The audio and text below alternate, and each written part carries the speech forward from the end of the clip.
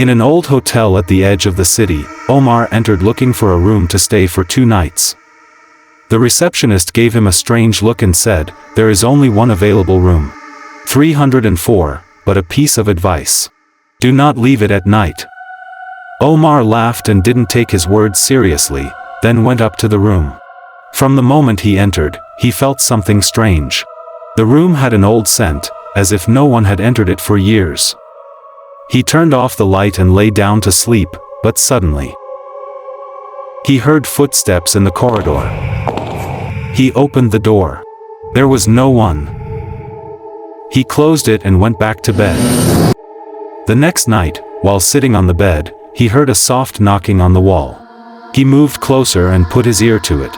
The sound was coming from inside the wall. Suddenly, words began to appear on the mirror, "Leave before it's too late." His heart sank, but he kept convincing himself that it was just his imagination.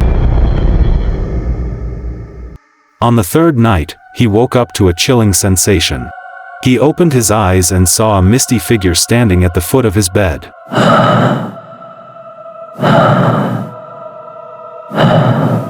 Its features were unclear. His body was frozen. He couldn't move. Suddenly, the figure moved closer and said in a terrifying voice, "Why are you still here?"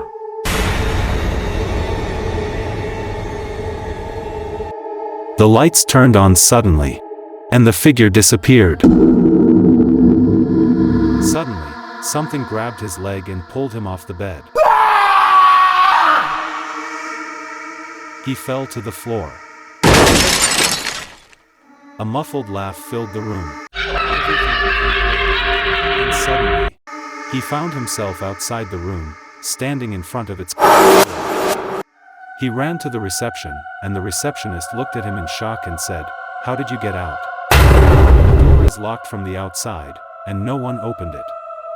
Omar turned around and saw the keys still inside the room. But the room?